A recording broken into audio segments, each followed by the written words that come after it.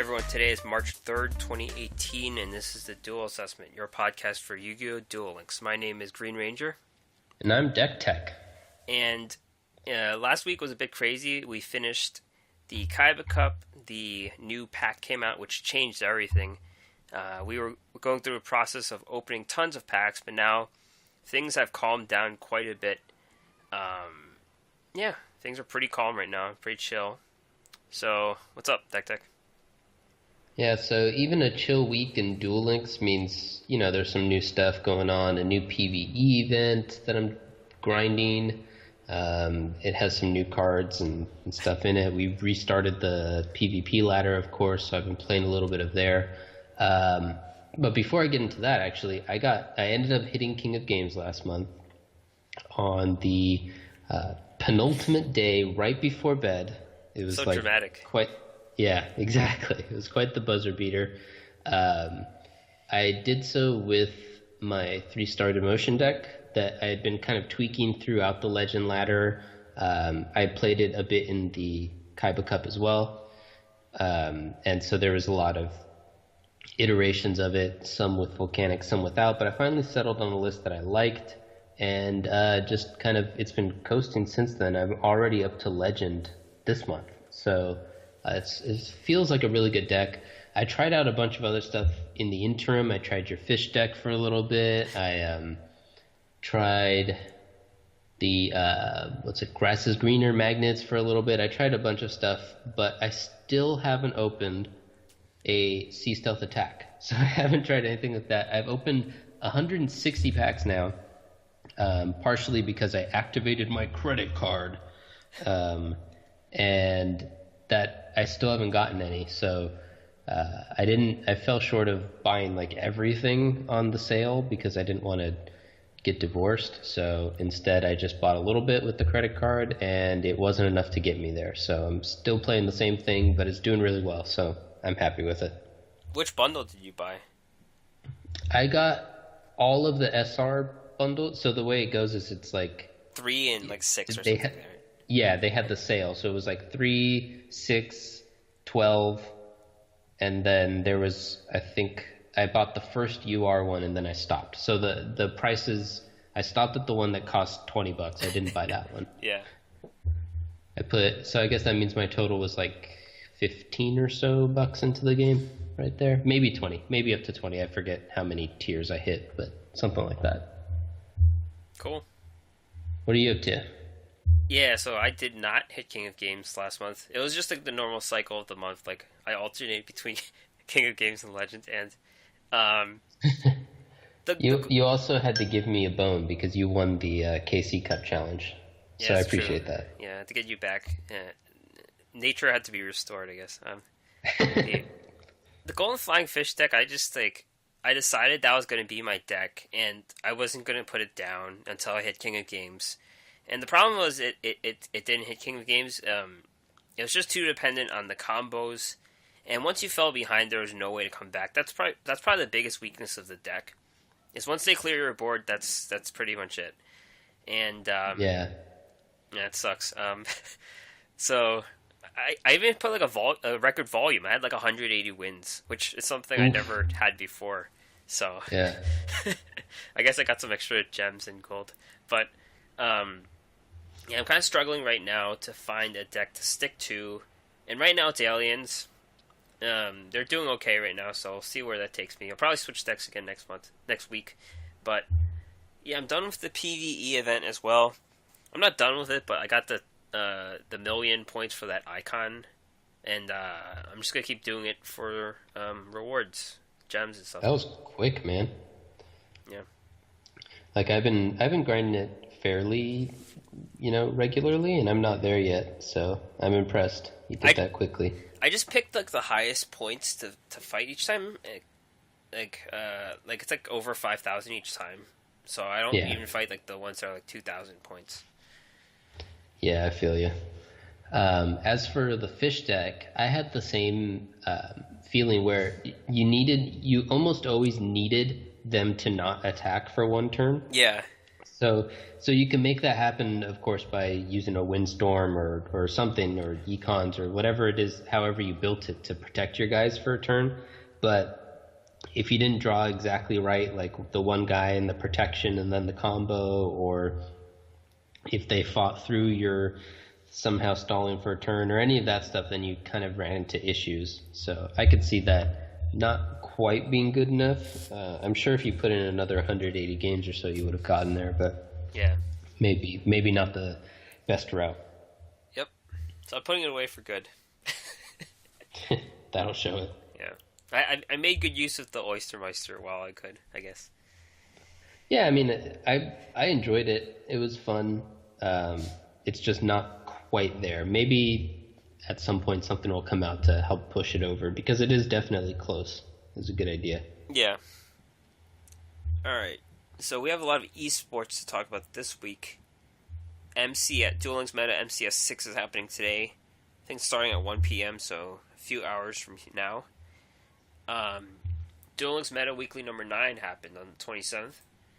And just like the Alien meme from 2013, this one was taken over by aliens. I kind of called it. There was that guy who reviewed the set and he said aliens sucked, and I was like, oh no, that's not true. Aliens are definitely pretty good. Yeah. All right. Yeah, I think one of the things about aliens is that they are harder to counter than is the sea stealth attack.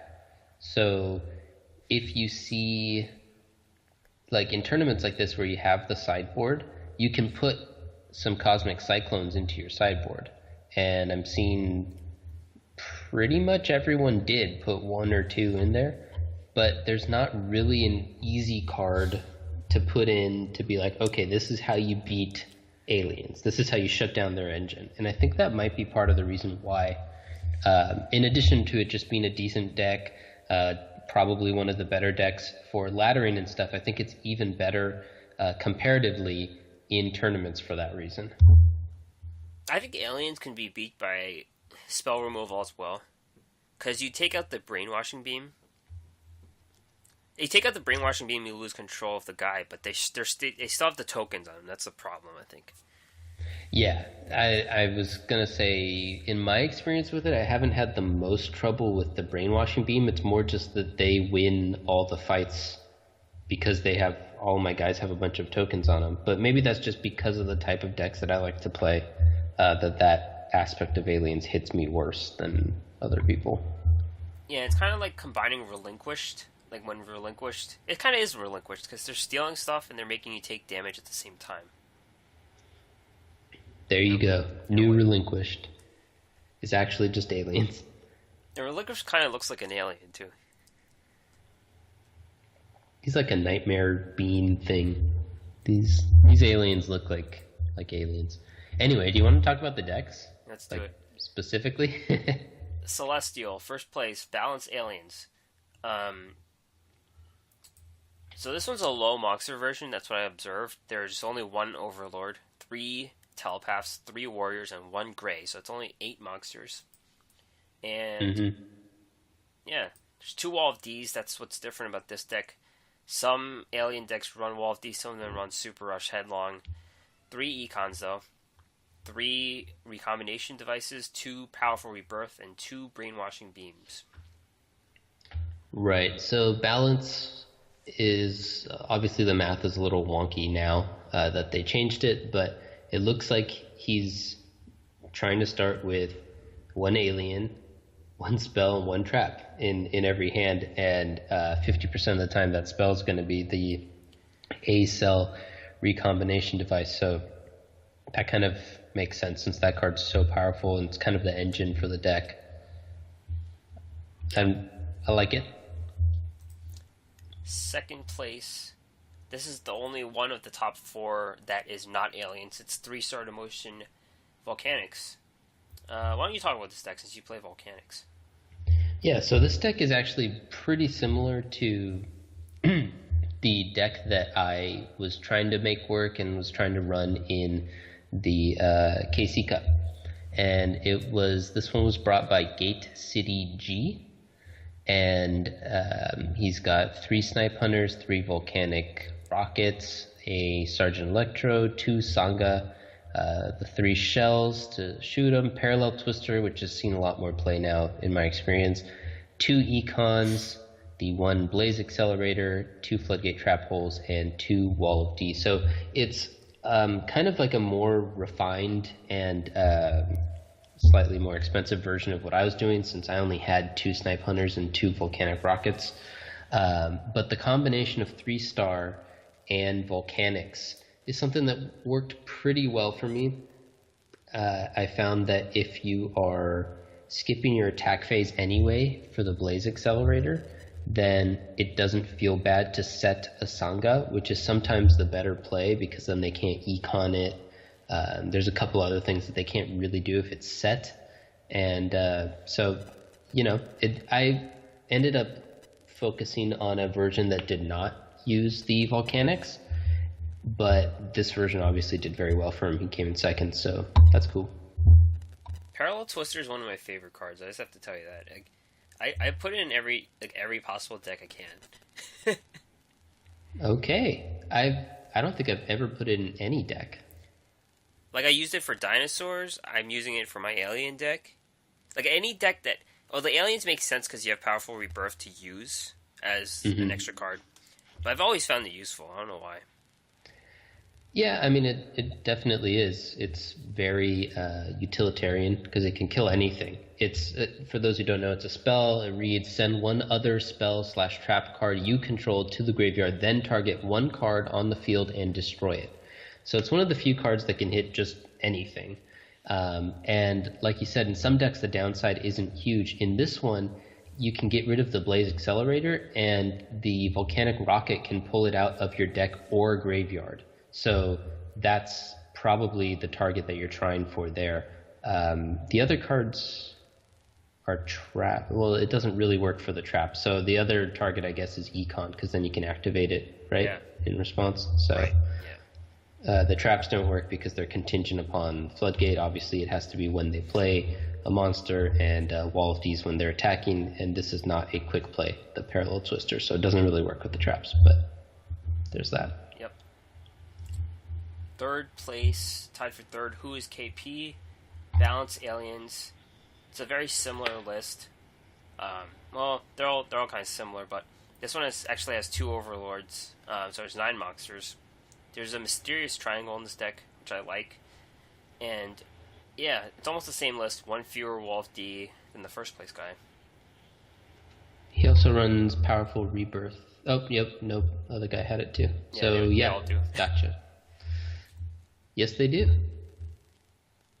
Another tied for third, Select Maple, who is actually number 1 NA from the last Kaiba Cup. Balance Aliens as well. This is also the low monster version with 8 monsters. The only difference is this one has Super Rush Headlong, 3 Rebirths, and 3 Brainwashing Beams. So there's a high chance you can get the combo of Recombination and Brainwashing Beam here. Mm-hmm. That's good. And like we mentioned, so Select Maple has 2 Cosmic Cyclones.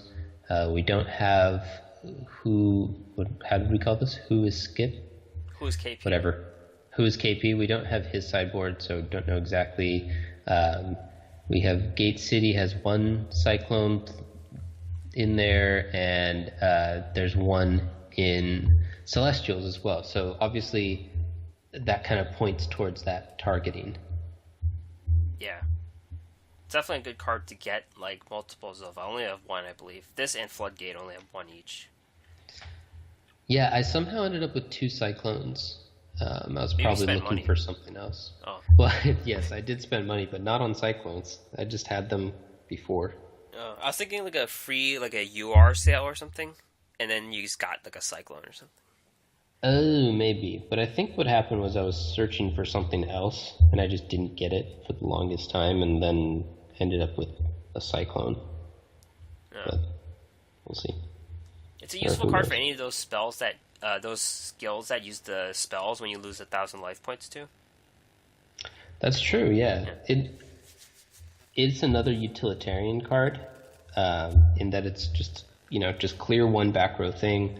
It's a quick play as well, which is nice. But the weird thing is that it didn't see any play at all. I mean, it saw a little bit of play, but it's mostly just for the SSA, the Sea Stealth attack. And I figured it out. It's in the same box as Saphira, so I got it when I was looking for Saphiras. That's why I don't have any of those. I still don't have Saphira, so. Yep. Alright. DLPT 14, this happened on 25th. The top 4 decks, in contrast, here were all old decks. So let's look at these old decks. It's kind of cool that there's this new meta, and then these old decks come back in this specific tournament, not in the other tournaments. Yeah, it's interesting because these two tournaments, of course, have a lot of overlap in terms of the player base. So what this means to me is that the meta is just not refined yet. Yeah. That there's the same people of similar groups of people with similar skill sets are coming to completely different results. Means that I guess it's just kind of still up in the air. First place of DLPT 14 is R. McMurphy. Played Bones Res deck, which is straight to the grave res. This is pretty much a very staple list, except the Red-Eye Zombie Dragon is back with 3 copies. So it's 3 Gozuki, 3 Red-Eye Zombie Dragon, 2 Samurai Skull, 1 Bacon Saver, 3 Insight, 3 Econ, 2 Storm. 2 Storm seems to be a staple thing now. 2 Spirits and 1 Curse of Anubis. Do you think there's a reason for the third one? I don't know the reason. You have a theory? Okay. I'm trying to think, there could be some kind of tribute consideration. Like, before, it was Wyvern in that spot, I think. That's why there were only 2. Mm-hmm.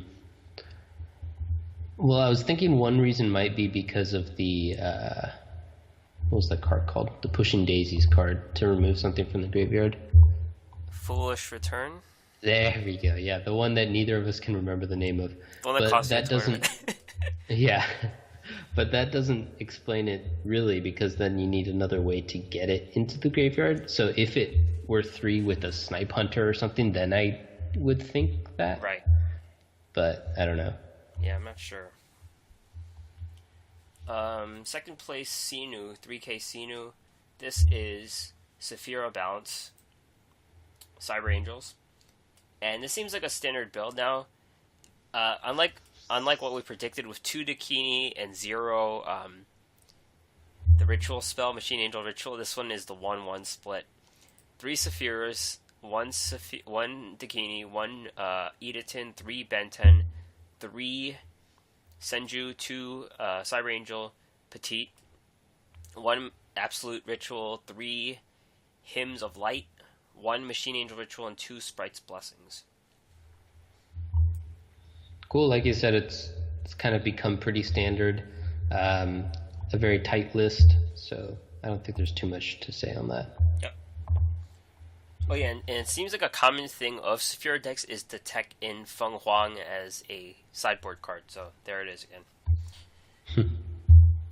Third place, Mark MPS. This is also a balanced Saphira Cyber Angel deck.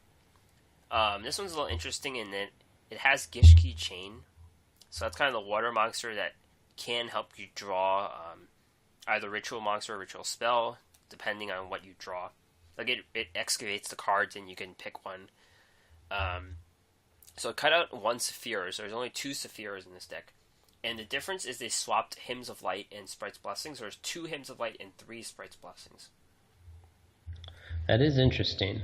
I guess it kind of makes sense when you swap the number of Saphiras, but obviously the Hymn of Light is very powerful for its graveyard effect, so that's kind of why people, I think, switched to maxing out Saphiras instead of maxing out Dakinis and stuff. So that's interesting. Gishki isn't too surprising. Right. We talked about this last week. It's a solid card, and it makes sense that maybe 1 or 2 are sneaking into deck lists just because it's a really powerful effect. And Sonic Bird is just gone now, it seems. Yeah, I think it's just not it's not nearly as good, I think. So it's just not making the cut. And another tied for third place is Digi Channel, uh, another Bones Red Eye Zombie list. This one's a 22 card list, so it looks like one of the newer ones before the ones with 3 Red Eye Zombies. But this one has 3 Red Eye Zombies, and it also has Wyvern. It combines a bit of the new and the old. It's a confusion list. Alright. So now we're going to talk about the winner of Duel Links Challenger Series number 10. And just to explain, this is a more exclusive tournament where they take, like, really people who have won previous tournaments are only invited to this. So this is a more exclusive club. But the winner is Miguel Joker, who is a YouTuber from either Brazil or Portugal. I'm not sure, but he brought Magnets Tier 0, and Magnets Tier 0 is a restart deck, 20 card magnet list. And I'll just read the cards. 2 Gaia Plates, 1 Valkyrian, 1 Snipe Hunter, 3 Delta, 1 Electromagnetic Warrior, 3 Betas, 3 Econ, 2 Storm, 3 Powerful Rebirth, and 1 Wolf D. So I do like the Snipe Hunter with magnets. It makes a lot of sense. Yeah, it does. I'm not quite sure if I can see how it can keep the engine going, but I guess just the plan is that you stall for a couple turns in the early game so that you can draw enough cards to get the magnets into the graveyard. Because basically this looks like the Grass is Greener version, except he just cut 10 cards out of it, including the 3 Grass is Greener, which obviously makes sense if you're trying to just play a refined version. But the benefit, of course, of the Grass is Greener version is that you just dump a bunch of the magnets into your graveyard. And in this version, you have to draw them and then play them or get them into the graveyard or something. So that seems much slower, but perhaps the benefit is that you get just a bunch more consistency. I think and it has a cutoff for that. Yeah, the Powerful Rebirth is kind of like baiting out their magic cards, I think. And then you storm them, and then it's a lot slower. That's another way. Yeah, but that's interesting. And now the Reddit tournament. Reddit tournament happened last week. It's called the Reddit Duel Links Federation Tournament Series. That's an official name of this tournament. All right. And this is the one that had restrictions on what cards you could use. This one is 3 URs and 6 SRs, and limits on certain cards like Hazy Flame, Sphinx, Brotherhood of the Firefist Raven, and Massive Morph and Temple of the Mind's Eye. So first place is a ninja deck with Field of the Warriors. It looks a bit like the 3-star Emotion version because there's the 3 transformations. There's only one Black Dragon Ninja though, 3 Red Dragon Ninjas. Yeah. Yeah, the interesting thing about ninjas is that the only cards that are like core to it are the 3 UR transformations, right? And I guess maybe the 1 SR, what's this card called? Alchemy? Yes, yeah, Art of Alchemy. So I guess I could see how this is supposed to work. I agree, it looks a lot like the old 3-star version, where there's not a lot to get you into that second phase, but I guess the Flame Armor Ninja is his plan to do that. Yeah, I never really understood how ninjas worked ever, so I'm not gonna fake it here. They just do a bunch of stuff and then let you know when it's your turn. You're like, okay, we'll see if I survive. This does have Gladiator Beast and Doll in the deck to steal some Gladiator Beasts. We know that's happening here. Oh yeah. I have the same thing going in my my 3-star deck, and it's a really nice theory, but I've never actually pulled it off. Every time I play against a Glad Beasts, I draw the Andal. But for people who have missed it, what it is you steal their Glad Beast either to attack with it or as it's like about to tag out, and then you can tag out and put their Glad Beast into your deck and pull out an Andal. So they don't get the activation. It's kind of like removal.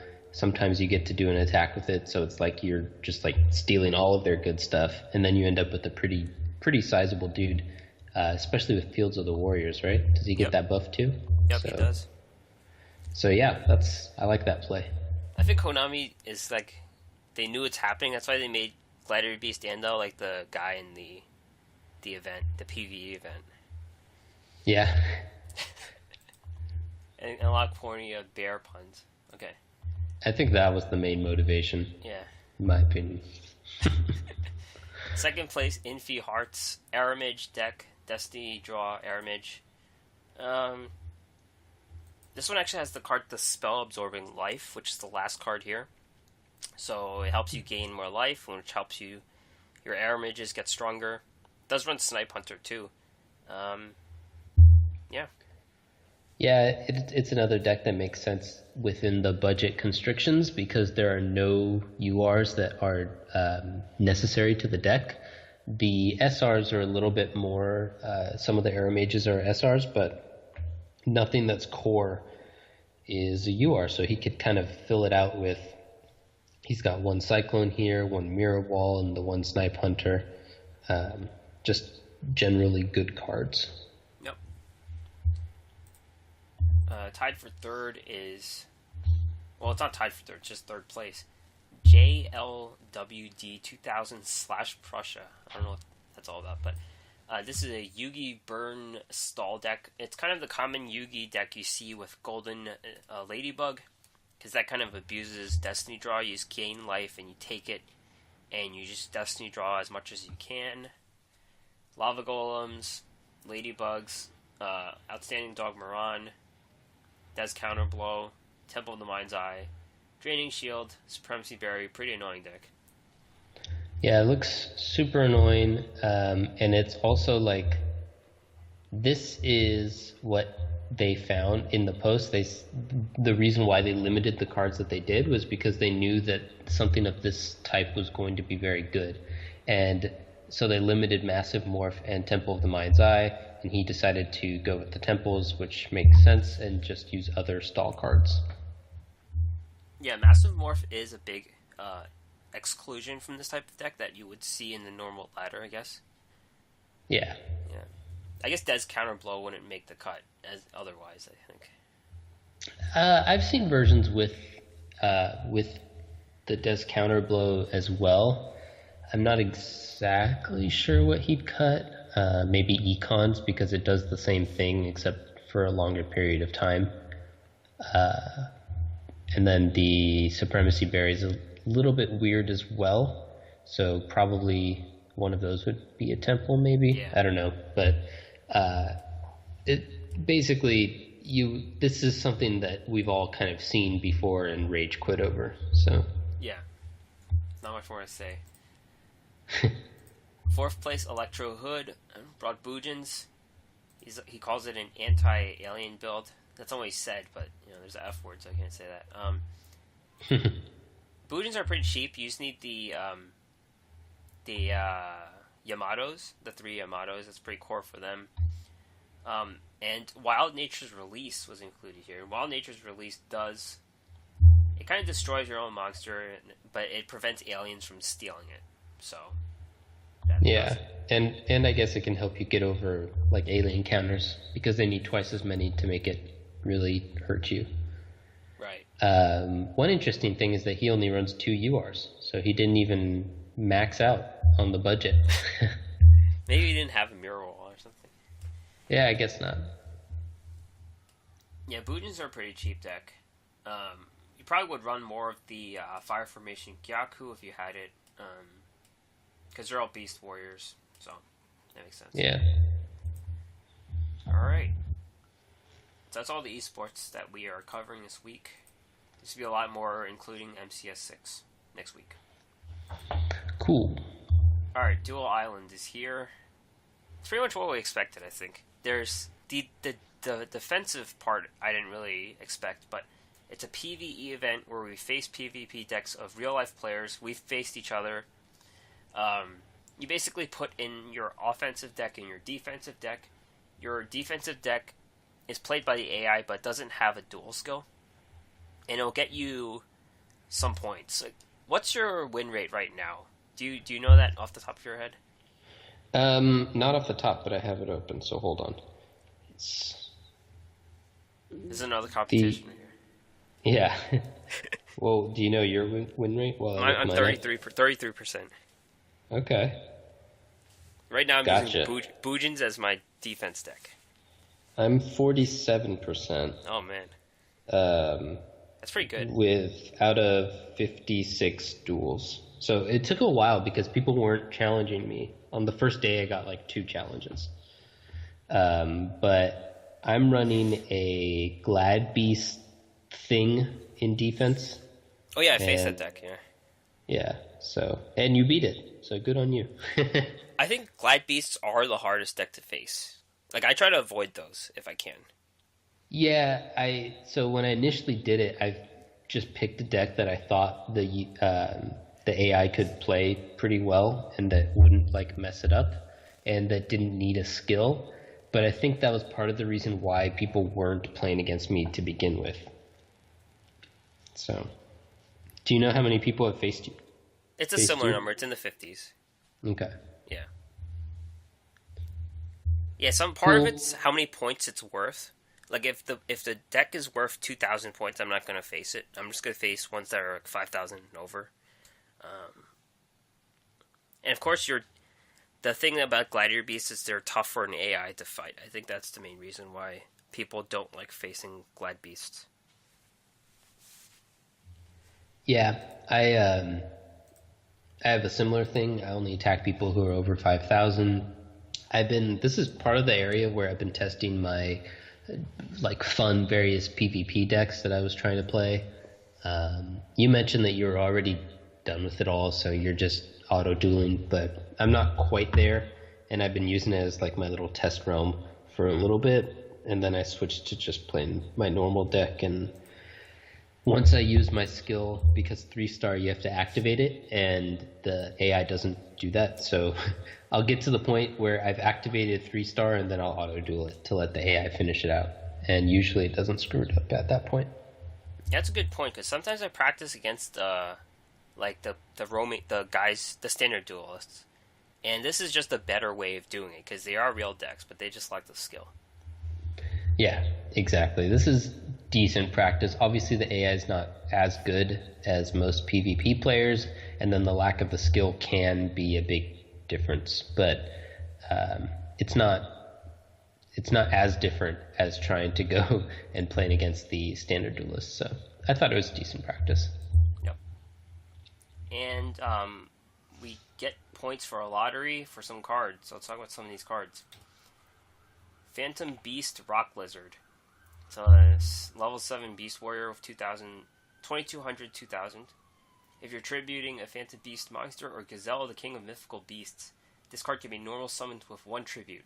When this card destroys a monster by battle, inflict 500 damage to your opponent.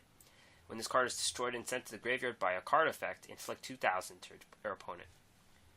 So it does a lot of burn things, but it seems like it's too... Like, people can just play around it. They're not going to destroy this card with an effect. Yeah, and then it's also got pretty low stats for even a 1 tribute if you get it right that way. Yeah. So I don't like this card. It's not good. The thing about these cards is none of them are really good. Yes, yeah. I was gonna say that when we got to the end, but spoiler alert, none of them are very good. Phantom Beast Wildhorn. This is the guy who invades the event, so you can face him for a lot of points. But 4-star Beast Warrior 1700 0 during battle between this as piercing. That's all it is. 1700 0 with piercing. Yeah. Maybe you could make it work with Beast Rising, so the piercing does a ton of damage. Maybe, but has 0 defense. Yeah. Yeah. Dark Crusader. There's also Yep. sorry, it's not on your list, so I wanted to add this guy before you get too far along. The Phantom Beast Crosswing. Okay. It's a 4-star light Beast Warrior, 1,300 attack, 1,300 defense. and it reads, while this card is in the graveyard, Gazelle, the king of mythical beasts, and all phantom beast monsters on the field gain 300 attack. I've seen some people trying to make this work. I'm almost positive the effects stack, so if you have multiple, then you get 600 attack or 900, which is obviously a pretty big boost. But it comes with the downside of you have to run these cards that aren't the best. So I doubt that the people who are trying to make it work will be successful. But, I think in the list that I've seen, they've been running 3 of this guy and then some way to pitch him to the graveyard. So if you're trying to make it work, I think you want some of him. Yeah, pitching him is better than losing a turn on the board, I think. It's going to be suck. Yeah. I agree. I think you're running like Snipe Hunters and whatever if you can. That's a pretty good idea. Dark Crusader, Dark Warrior, level 4, 1600, 200. You can send 1 Dark Monster from your hand to the graveyard. This card gains 400 attack. So there's a difference between this and Trance Archfiend. Trance Archfiend is a discard for effect, and this is a discard for cost. So this card is not a substitute for Trance Archfiend and is not useful in Dark World. Interesting. Yep. Well, I have this one in Prismatic, so I'm going to play him anyway.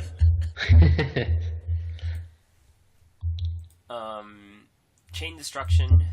We've had this card before, but we're getting multiples.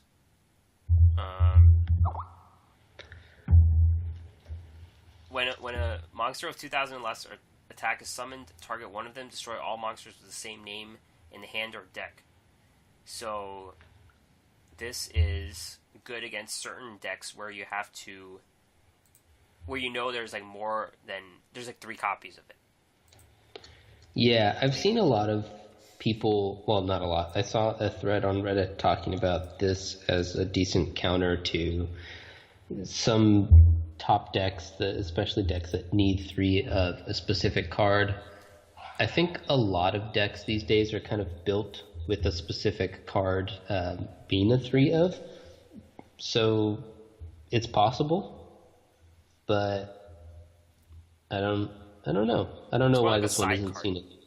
Yeah, sideboard card would make a lot of sense. I think someone used it against my Flying Fish deck.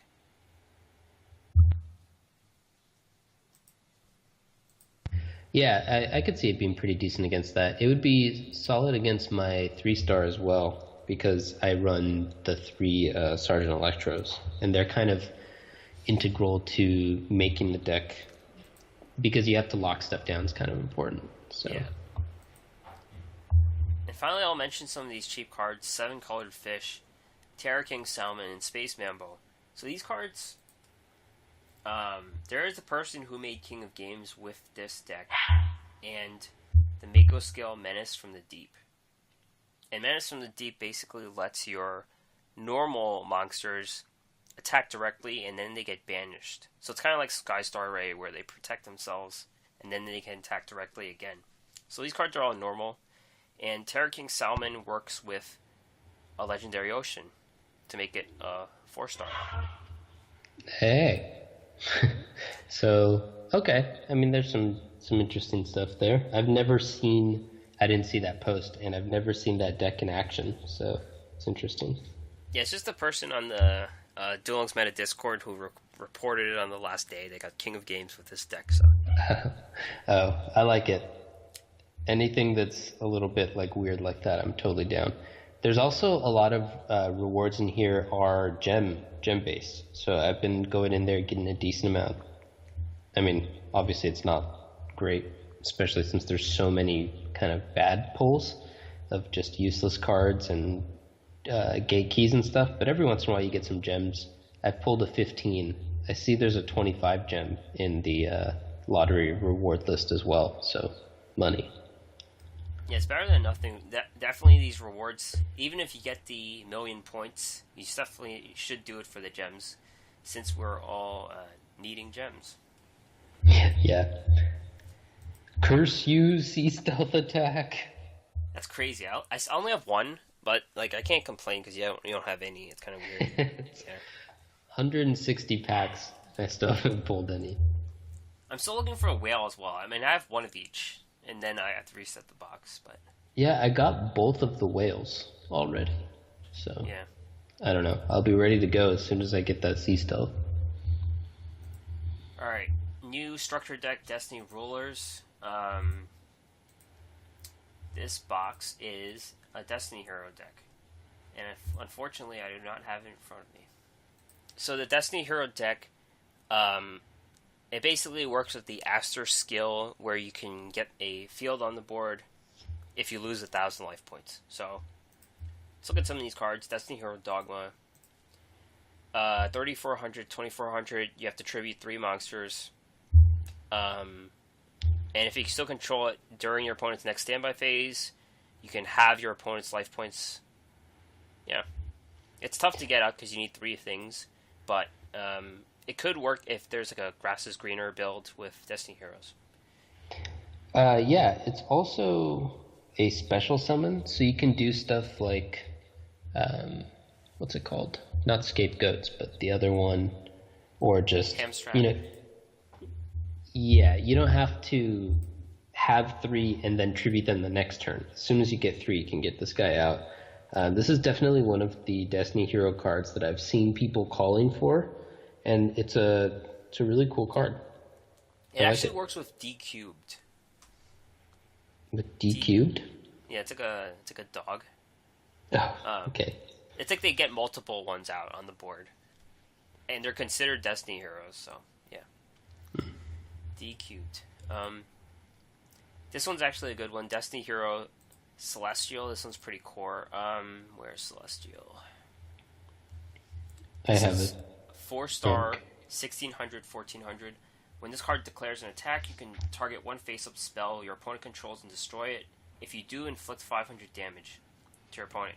While you have no cards in your hand, except the turn this card was sent to the graveyard, you can banish this card and another Destiny Hero from the graveyard, and you can draw 2 cards. You can use this effect once per turn. So that drawing the 2 cards ability is definitely really good. I've seen it played against me.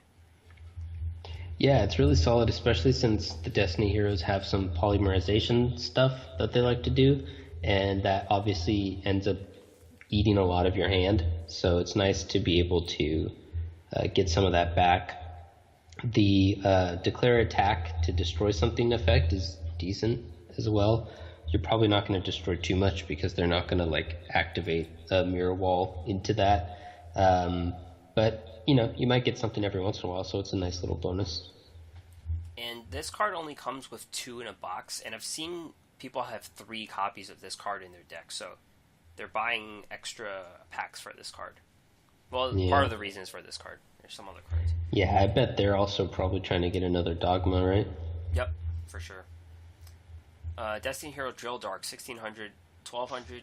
If this card is normal or special summoned, you can special summon 1 Destiny Hero monster from your hand with attack less than or equal to this card's attack. So you can summon like a Celestial. You can only use this effect once per turn if this card is piercing. So it's another core monster you see in Destiny Hero decks. This one actually comes with 3 in a deck though. And the good thing is these monsters have 1,600 attack, which makes them in the sweet spot for the field, because the field only works if your attack is lower than their monsters. So 1,600 usually will be lower than their monsters. Nice. And yeah, this guy works obviously also with the Dogma. So you only have to have 1 guy out, have it survive for a turn, and then you play this guy, get 2 guys out, and then immediately summon the Dogma. So this deck, as we're already seeing and will continue to see, has a lot more internal synergy than some of the other structure decks were all built around a theme where it's like, oh, these are all dragon type monsters, but they didn't really like synergize with each other. They were just all dragons, so they all got the same buffs.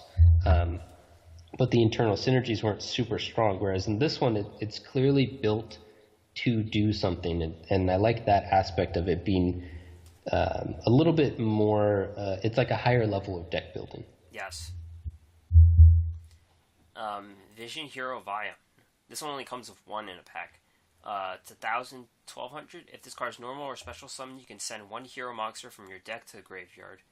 You can use this effect once per turn. Once per turn, you can banish 1 hero from your graveyard and add polymerization from your deck to your hand. So it's a very good utility monster. It helps dump stuff in the graveyard and tutors polymerization for your fusions. Yeah, Yeah, I like it. It works with the Destiny Hero Celestial. Put him in the graveyard, get some card advantage back. So that's cool. Yep. Destiny Hero Dreamer 600. During damage calculation, if your Destiny Hero monster battles and this card is in your graveyard, you can special summon it and make that monster unable to be destroyed by battle. If you do, you take no battle damage from that battle. If summoned this way, banish this card when it leaves the field. You can only use this effect once per turn. So this is more situational, but it's like hand protection, sort of. Well, it's like graveyard protection. It comes out of the graveyard and it protects your monster. Yeah, and again, it's just really good synergy with Dogma because you're protecting your guy and you're adding another guy, so it makes it really easy the next turn to get your Dogma out if you have it. And of course, it works with the Vision Hero Vion by putting it into the grave, so yet more of that synergy we were talking about. Yep. Destiny Hero Dangerous. This is a fusion with one Destiny monster and one Dark monster. They're all Dark monsters, so it works. 6 stars, 2,000, 2,600. Quick effect, you can discard one card, send one Destiny Hero monster from your hand or deck to the graveyard. If you do, Destiny Hero monsters you control gain 200 attack for each Destiny Hero monster in your graveyard until the end of this turn. You can use this effect once per turn. So the thing that makes this card pretty good is it works on both sides. It can be on when you're attacking and also when your opponent's attacking into this guy. And they keep getting stronger because your monsters are staying in your graveyard, typically. Yeah. And okay, yeah. So that's a pretty cool effect. I like it. For a sec, I hadn't read where it says until the end of turn. I'm like, whoa, does this stack? I thought for a second it was just insane. But it does, like you said, get better every turn because you're putting another one or two into the graveyard. So that's cool. Yeah. I've also been beat by the other fusion monster, Vision Hero Trinity. And this kind of screws you over when you have like 3 monsters in attack mode. Like I was playing Aliens, I had 3 monsters in attack mode. And this guy can attack all of them, and he had 5,000 attack. Yeah, that'll do you. Yeah. It's interesting. I haven't faced anyone playing any of the Destiny heroes yet. But so are you seeing a lot of it on the ladder? Well, I have in like where am I? Plat 3? I've seen it in Plat 3. Yeah. Cool. Creeping up. Defusion. This is basically polymerization, but a trap card. Yeah, that's all I could say. You could use it on your opponent's turn or your turn. Yeah, using polymerization on your opponent's turn is kind of cool. So. Yeah. And you can play around like a trap. If you're attacking and you hit into like wall of D, you can fuse them. Oh yeah, I like that a lot.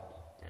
That's probably the better use, is that you can mess up their combat math when you're by hiding this extra damage essentially, or by it's essentially letting your guys attack kind of 1.5 times too, because you can attack with both of them or whatever, all 3 that you have out, and then fuse them together to get yet another attack in. So that's cool. I like it. Obviously, it's based on the name, and so that it's not OP. It only works on Destiny hero monsters. You can't. It's not just a trapped version of polymerization. Yep. So don't get too excited if you're not trying to play the Destiny heroes. Dark Light. Dark Light could be. This one could be used in any deck actually. It's a trap card. Tribute 1 dark monster with 1,500 or more attack. Destroy all monsters that were special summoned this turn. So it could be a good side card in any dark monster deck. Yeah, I could see that. There's a couple. I don't know. It wouldn't work well against the Sea Stealth attack decks. You'd rather just have the what have we been talking about? The Cyclone. And would you want this against Red Eyes? Is that what you're thinking? Or what are you thinking this is to counter? Well, like ritual cards? Yes, yeah. That's a good point. I forget that they're all special summons. Yeah. Okay, yeah, I like it. Especially since they're going to kill your guy anyway with Takini. You might as well use something. That's true, yeah. And Defortune. When your opponent declares a direct attack, banish 1 Destiny Hero monster from your graveyard and you end the battle phase.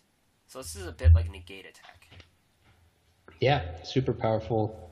Obviously, just like the trap polymerization, it's limited to Destiny hero decks, which is the reason why it's like okay to exist, because otherwise this would just break the game. Yep. Alright. New ranked rewards. 4 new cards for March. Dianterium. This is a beast with 1606 defense. You can special summon this card from your hand. You can only special summon Dianterium once per turn this way. When special summoned this way, your opponent can target one level 4 monster in either player's graveyard and special summon that to their field. So it took a free ramp on turn 1.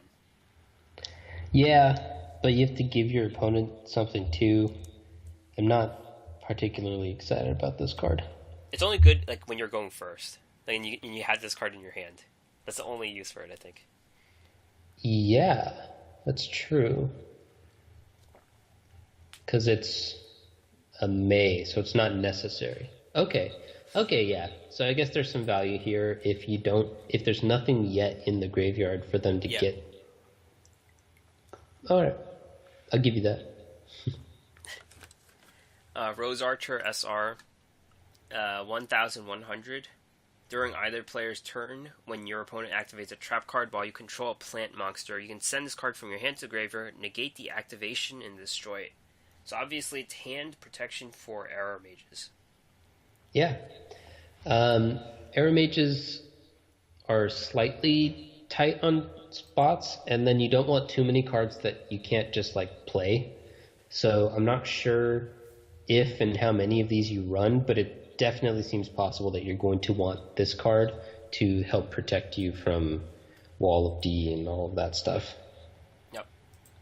Fly Fang is the R card. It's a fish with 1600, 300. If this card has piercing, at the end of the battle phase, if it inflicted damage, you banish it until your next standby phase.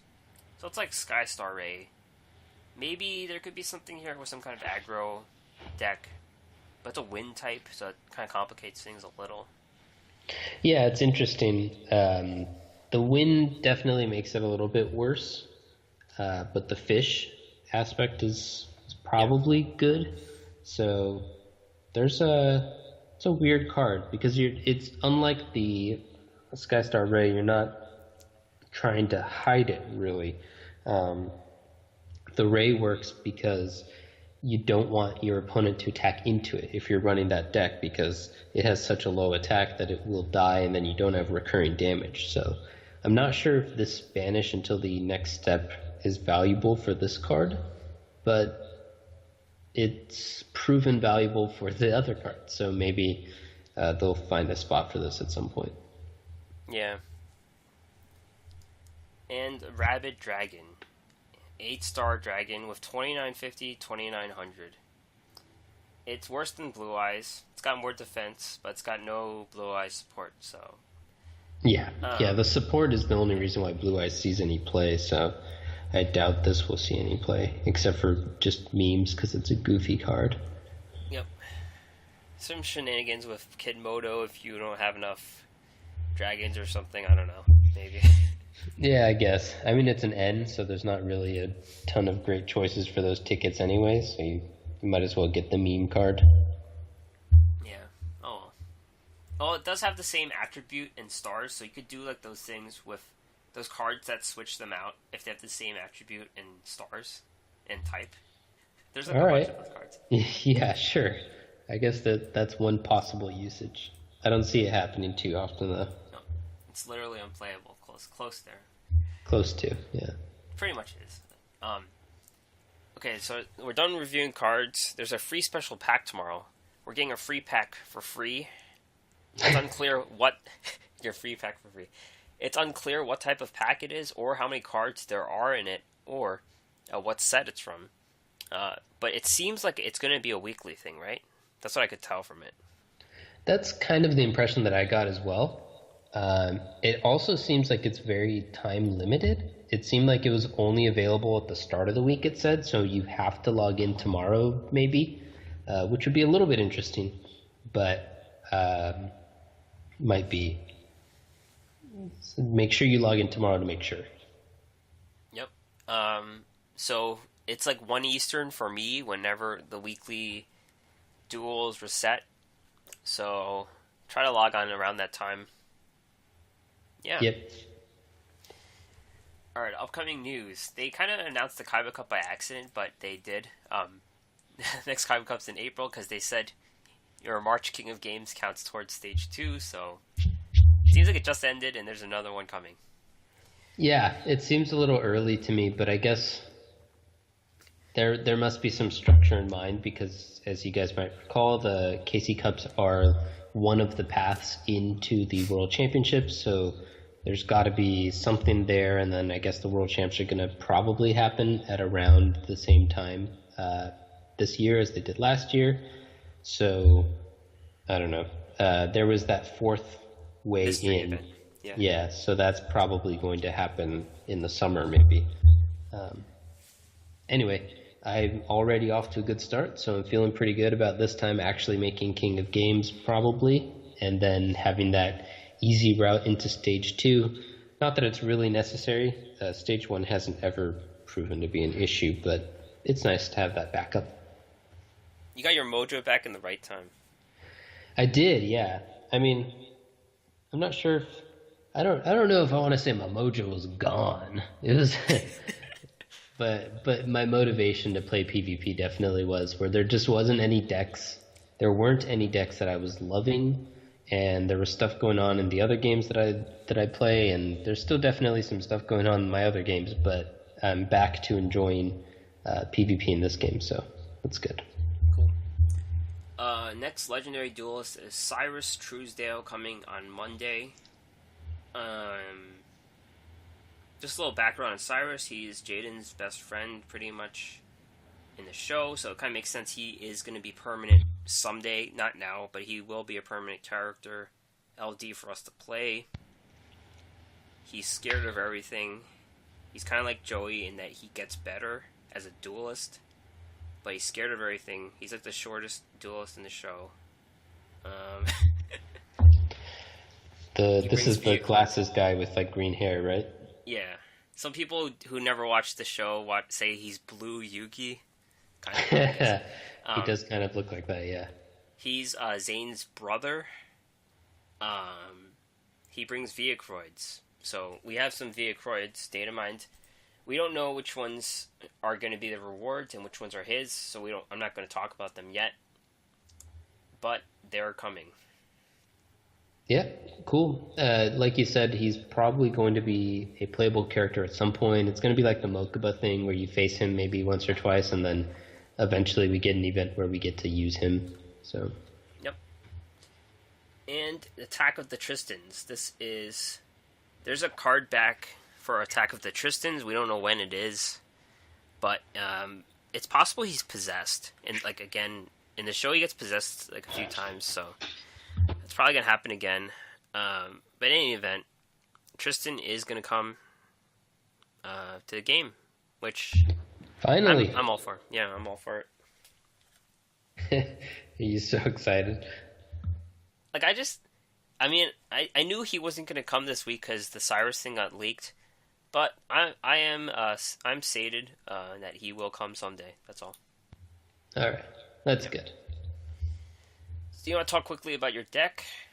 Yeah, so we've got a decent show going already, so I won't be too long, but we're going to go into the Duel School and talk about is it a third-rate deck or a fourth-rate deck?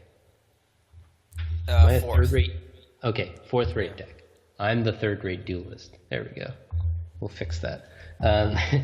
So the deck, as I mentioned, is 3-star demotion.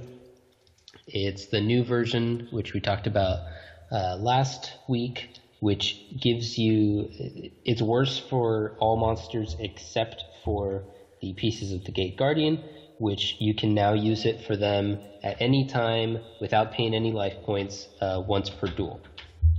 And the deck runs Snipe Hunter, 2 Sphere Kuribos, two Ninja Grandmaster Suzukis, 3 Sergeant Electros, 2 Sangas because it's the strongest of the 3 pieces, and a Gladiator Beast Andal for that stealing ability that we talked about before. I'm running 1 Cosmic Cyclone now, but every once in a while I was running 2. I was kind of deciding how many I wanted to do. 3 Econs, 1 Mirror Wall, 2 Wall of D, 1 Curse of Anubis, and 1 Windstorm of Edequa. And it works similarly to the control, as they used to call them, decks, in that the game plan is to kind of lock up their back row, protect your dudes, and make just favorable trades throughout the game until you just break them with a Sangha or I guess just a strong econ play or something like that. And once you've locked up their back row, almost nothing can beat Sangha 1v1. So you're pretty safe once you've locked up their back row to just start swinging away with your big dude. I played a lot of it. I played some version or another through Legend, a bit of the Kaiba Cup, and then now up to Legend again. Even though that last bit was pretty quick, it only took like 14 games to get to Legend this month from where I was. And that's because the deck was working. I was winning most of those games. So the tougher matchups can be a good Cyber Angels player, can cause you issues. Hazy can definitely be a little bit annoying because the econs don't hit them, and every once in a while they'll like soul exchange your Sangha or something, and that's rough. And then Glad Beasts, I think, is the last one that I sometimes have issues with, and the reason for that is that they can Muro your Sangha. So basically, the decks that cause issues and the ones you need to look out for are the ones that can handle Sangha, because you don't want to use your ability too early, get a Sangha out, and then essentially once you've done that, you don't have an ability. So you're kind of handicapping yourself for the rest of the match if you do that too early and they can answer it too early. So you have to be really careful about that. Against the Glad Beast, you really don't want to let them tag out, so you do whatever you can to block their attacks or to make their attacks kill the thing that's attacking, like with the Wall of D or something like that. And you try to play Sangha after they've kind of run out of resources. Against decks that look like they might be running Cyber Angels, the typical classes that run it, you don't want to set Sangha on turn 1, even though against some other decks you can do that. And Hazy, I haven't seen a ton of, and the ones that I have seen, not all of them run Soul Exchange either. But the same thing as Cyber Angels, you maybe just don't want to play Sangha on 1, even though against a lot of decks that's a fine play. There's not a ton of ways for people to interact with the face-down Sangha, but those are some of the ways, so you got to look out so you don't get blown out by that. But that's about it, the deck in the 5-minute summary. I guess it's a good thing that the new cards came out, because all the decks you listed were kind of the older ones. And if people are still trying to experiment with new cards and expecting the new cards, you're coming with this deck who's like kind of on the side, and they're not really expecting it either. So yeah, aliens were weird for me. I haven't really figured out if that's a positive or negative matchup. And then the Sea Stealth attack decks, it depends a lot on who gets if they get Sea Stealth attack, if you have the Cosmic Cyclone, and stuff like that. So I think it's a pretty well situated deck.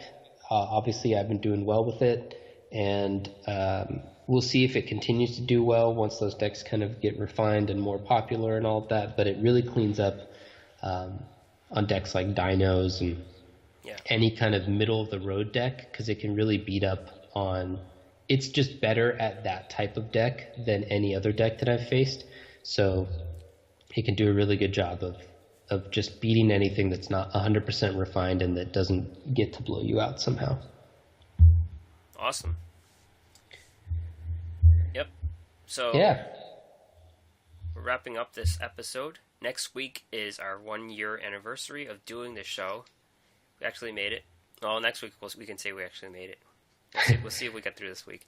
Well, I mean, we skipped 1 week because I forgot how time worked and my vacation was off. So we can say we made it, but we're celebrating it next week, or whatever. The specifics aren't super important. We're calling it next week. If you're looking at our back catalog, episode 5 does not exist. If we, just feel free to find us online. We appreciate any emails, retweets, any messages, anything we could share to this show, any suggestions. That would be great. Yeah, and we also have something lined up which we will unveil next week. It's mostly done by now. Yeah, that's exciting. Some people saw a tweet that we sent out to Konami. It's not that. Don't get too excited. But there is definitely something exciting, and we'd love to have you guys, if you send stuff in, it's kind of like you're joining us, and that'd be cool too. Yep. We want to be a fun and interactive podcast. Fun, interactive community of clever deck builders. Yep. All right. So that's it for us today. Thanks for listening. You can find us on the App Store, Google Play, Music, Stitcher, and others. Check out the podcast and more at our website, theduelassessment.wordpress.com. We have a YouTube channel. If you want to help support our efforts, patreon.com/duel_assessment. Send us an email with any questions at theduelassessment@gmail.com. Or you can find us on Twitter, duel_assessment, me at Green Ranger HS, and DeckTech at HS DeckTech. Yep. See you guys next week. See ya.